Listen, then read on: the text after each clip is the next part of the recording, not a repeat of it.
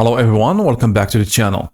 Today we're going to implement the mocking services. This task is very crucial for our application in order to make testing in isolation. It can be time consuming, but on the long run, it's going to serve purpose. Let's start by defining the API mock service.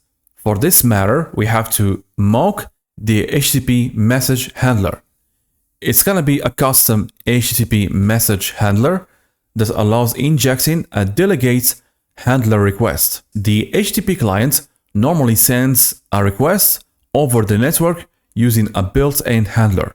For testing, we want to intercept requests and return fake responses without hitting a real server. How to do so? We're going just to override the send async and delegate the work to a function provided by the user. Under util, create a new folder, mock. Under mock folder, create a new class, let's call it mock HTTP message handler. This class should inherit from the HTTP message handler, and we have to override the function send async. This is gonna be basically the delegate that will be invoked for each request. It's gonna allow the test or mock factory to define custom logic per request, such as returning different responses based on URL, as we have done earlier under the other apps. It's going to receive the HTTP request message and cancellation token and returns a task of type HTTP response message. Now we have to provide here the handler function. It's going to be a public required function of type HTTP response message, and we need the cancellation token, and we need a task of HTTP response message. I guess that we have to do here HTTP request message and here HTTP response message. Let's call this handler function. We're going to use this handler function to override the default behavior of send async. Invoke, passing as an argument the request as well as the cancellation token. As simple as this. Now we have to implement the factory that's going to be responsible for creating a mock HTTP client that emulates API endpoints. Therefore, create a new class. Let's call it API mock client factory. If you do remember under the previous application, either Swift or Kotlin, we need to mock the current wishlist for the user. This field can hold the current in-memory wishlist for the mock user. This is going to simulate basically a server-side state that persists between requests. It's going to be public static list of type wishlist item DTO. Let's call it current wishlist. Provide getter and setter equal mock data user DTO and wishlist. Now we need to define the function create that's gonna configure an instance that uses a mock message handler instance of real network connection. This function needs an action. It's an optional callback function to log the API request for debugging purposes. As a parameter string, by default it's null. The create function is gonna give us a mock configured HTTP client that behaves like a backend API. Now we need to configure the main handler responsible for intercepting all outgoing requests. By doing, let's start under variable mock handler, HTTP message handler. We need to define the handler function that's going to be created, and it's going to decide basically what response to return for a given request. It's going to be a synchronous function. It has a parameter request and a cancellation token. Now we have to define the path on which we're going to decide which response should we return to this handler function. Based on this particular path, as we have done earlier, based on the method, we're going to route the appropriate mock endpoint. To get the path, we have to use request, call request URI, and because it's nullable, we have to use the null safety operator and call absolute path. Otherwise, it has to be an empty string. Now we need the method as shown here, request method and method. Now based on the path and method, we're gonna route the appropriate mock endpoint. Let's do here return and path and do switch. Basically, we're going to switch over the value of path. Now we can simulate basically fetching, for example, and paginating the products as we have done under the other apps. For example, products, we're going to get the mock product HTTP message handler dedicated for the this pagination response, and so on. Let's do, for example, the first case when this path contains as we have done earlier, products, and the method is get method. In this case, we're going to return some mock response. All right, and let's go ahead and define the mock products HTTP message handler. The first function that we have to prepare here is get product details. Let's serialize the response by calling JSON serializer and serialize products pagination response. And we have to prepare the response, and we have to pass here the JSON response as well as the encoding. It should be of type UTF encoding. The type of this response, which is HTTP status code and OK. And we have to set here the content, JSON response and encoding UTF encoding, media type header value to application JSON. And finally, we have to return the response. Now let's try to simulate get product details. We need the path in order to infer the product ID. And we have to convert from the path. If it's null, we're going to do here 0. We're going to cast basically this result to a long value. If we are not able to get the product ID, we're going to send, for example, an HTTP response message of type bad request. By doing return, I think with the same as on Android Studio, I think Visual Studio Code is listening to the microphone. I'm just joking. I think that we have to provide here the product sunglasses. This is the product sunglasses. Now, just to make a simple simulation here, if the product sunglasses ID matches the ID that we're going to provide under the get product details, we're going to proceed. Otherwise, going to throw not found, for example. Initialize a response. In this case, the response will be of type API response of type products DTO. And for the data, it's going to be basically the products sunglasses. That's not correct here. It should be equal. Now, if it doesn't match the ID, I'm going to show here an empty response from the product DTO. And with the same manner, we're going to assign the response not found, and we have to pass the JSON serializer, API response, and the UTF-8 encoding. At the end, we're going to do the same thing that we have done earlier. Going to copy this and return the response. This is very simple. If you do remember, we need to simulate search suggestions or to get these search suggestions. And because here in this particular endpoint, we need to deal with the form data, we have to get the search input or the search query from the form data. It's going to be of type dictionary string and string. In order to get the form data, more specifically the search input, we need to read the stream from API mock client factory. Let's come back to the API mock client factory and let's define this function. It's going to allow us to get the form data. It's going to be a static function that's going to read and parse JSON formatted form data. We need two parameters, basically the HTTP request and the cancellation token. Now we have to check, first of all, if we have a content. If we don't have a content, we're going to throw an exception, invalid operation, for example, exception. Next, we have to parse the JSON request body by using JSON document and parse async. Let's store it under JSON, await, JSON document, parse async. As a parameter, we have to pass the content, which is a stream, as stream async. As an argument, we have to pass here the cancellation token. Now we can access basically the root of this JSON in order to get the fields that we want under our function, dot root element. And we have to get the dictionary, as I said before. If the root is an object, we're going to throw an exception. We are expecting here a JSON object. Next, we have to convert each property in the JSON to a string entry in the dictionary by doing for each, as shown here. And we can store here the dictionary. Finally, we're going to return the dictionary representing the form data.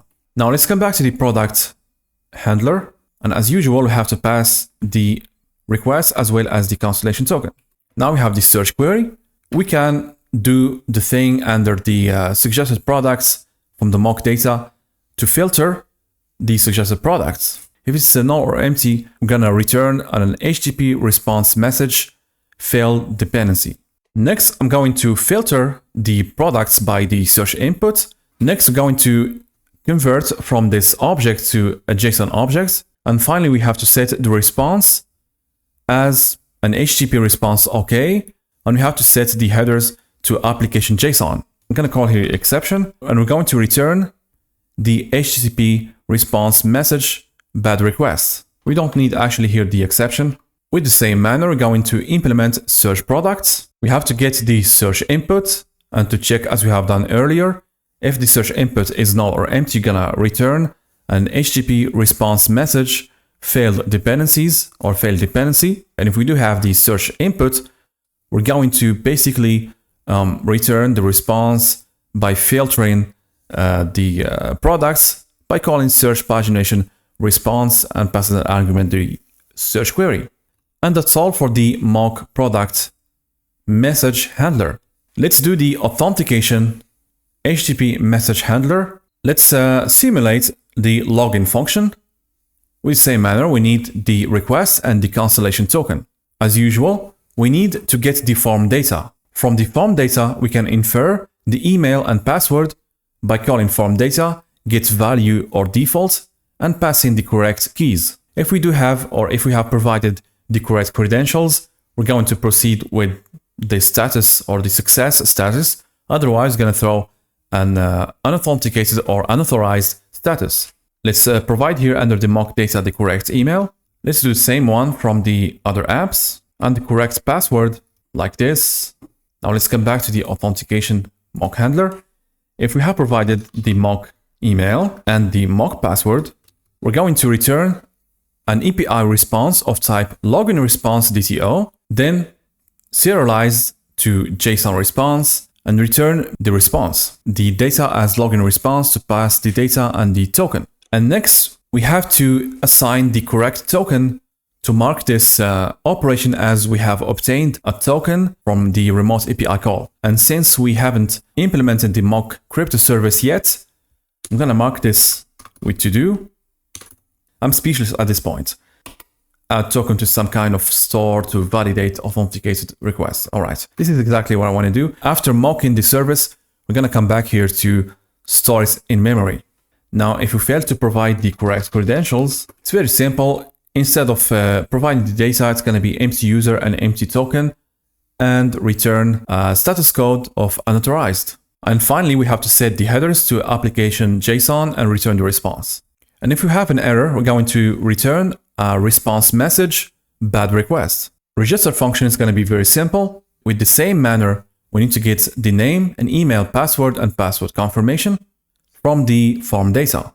And let's try to do some kind of validation here, as shown here under the suggestion, by returning a bad request. Next, we have just to prepare the JSON response from the mock response. And what do we have to serialize here is basically from the mock data, register response, and you have to pass here the email and whatnot. After the response, we're gonna set and return the needed response message. And if we have an error or an exception, we're gonna return a bad request as usual. Now we need to simulate basically if the user is authenticated or not. For this case, we need to read the token from the API mock client factory. Let's come back to the API mock client factory and let's implement a function that's going to help us to read bearer token from the request. To read the token from the request, we need to access the headers, more specifically the field authorization. Now, if the authorization header is null, all right, it's correct, but I'm going to add something here. First of all, the header or authorization header is null, and the authorization header scheme, and here it should be equal. I'm gonna delete this bearer, and string comparison here, it should be case insensitive. In this case, we're gonna throw an invalid operation exception. Next, we have to return authorization header and parameter. Basically, it's gonna return only the token part after bearer. Luckily, I have noticed here, so basically it shouldn't be equal to this. Now let's come back to the mock authentication handler. We have to read the bearer token from the API mock client factory. If we have provided, or this bearer token is correct, by making just a simple comparison, token is different than the one provided from the mock data, assigned unauthorized to the status code. Now for the content to serialize, we have to do here JSON serializer and serialize. And it's I don't want to hard code this result. Therefore, I'm going to come back to the mock data and add another function here underneath just to make the code readable. Let's call it authenticated user response. I guess that we have done this in other apps. If we have provided a correct token, we're going to return the user DTO. Otherwise, we're going to return null. And the rest is similar. And we're going to simulate basically the logout function as we have done in the other apps. If we have provided the correct token, we're going to return HTTP OK. Otherwise, it's going to be unauthorized. And in the same manner as we have done here, we're going to construct or to build the response message. Let's create another function that's going to be responsible for the logout function.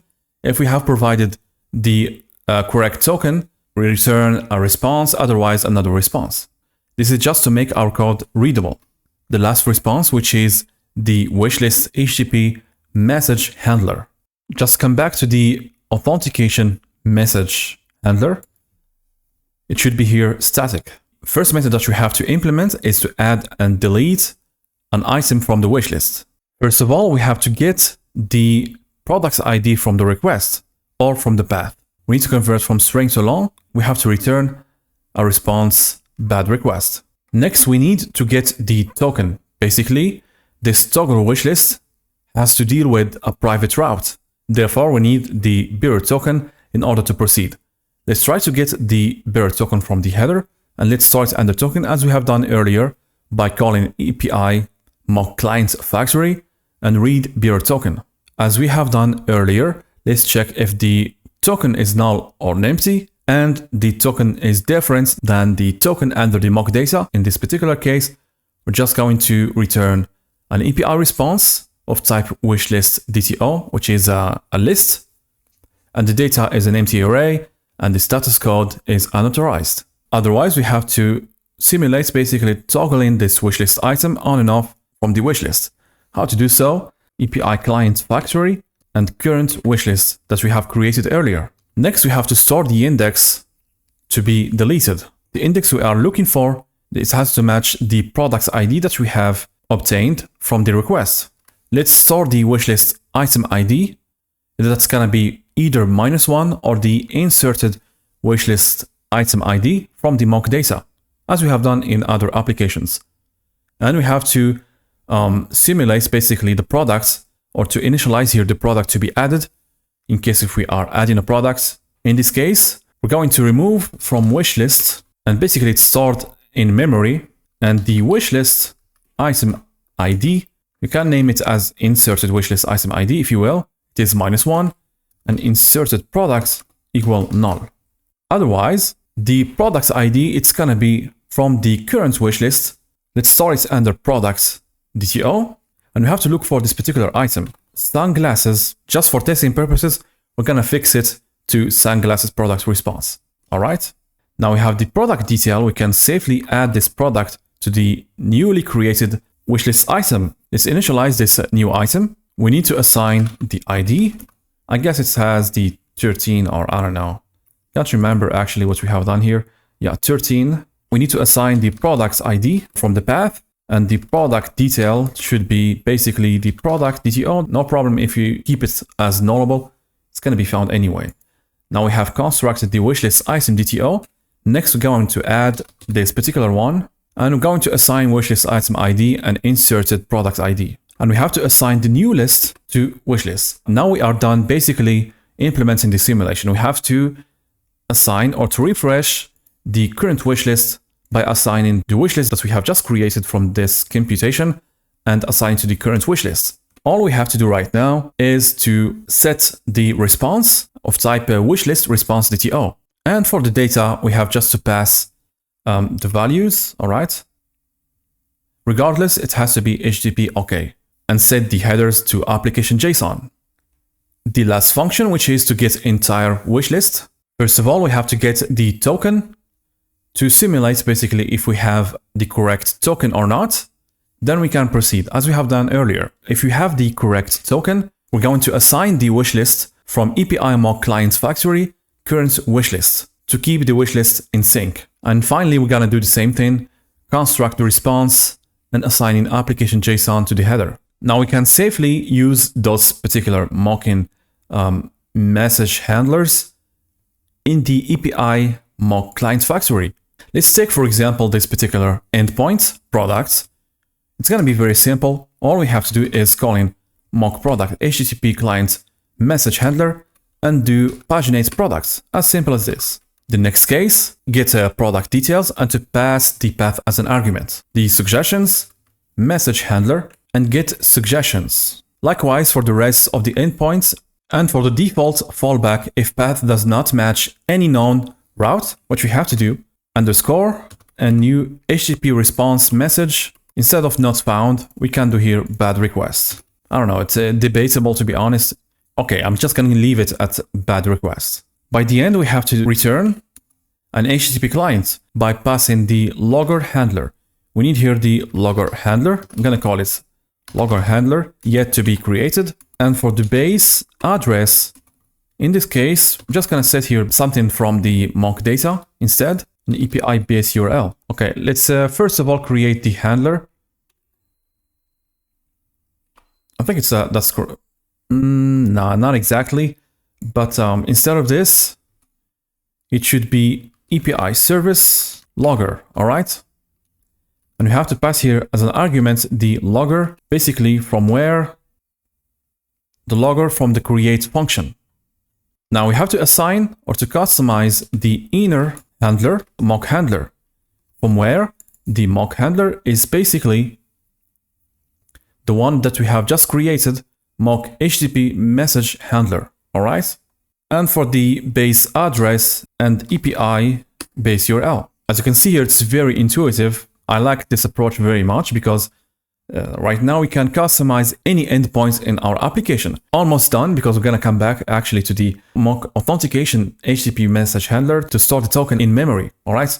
Now, speaking of which, let's create the mock crypto service. It has to implement the iCrypto service for the first function, how to delete this protected file. Let's save a token under memory. It's going to be private. Next, in order to delete this saved token, we're just going to assign this to null. It's going to be no longer in memory. And to protect and save, let's mimic a little bit this particular encryption, something like crypto token, and to add here the data. This $sign should be here. To check if the file exists by using string and is null or empty, save token, and protects the data. We have to check first of all that string is null or empty. We need to make this check to make our scenarios under testing valid. In this case, here we're gonna throw file not found exception. As shown here, no protected file found. To decrypt, basically, it's very simple. We have to use save token and we have to split by this kind of separator, if you will. And let's pick the last element. And that's pretty much it for the mock implementation of crypto service.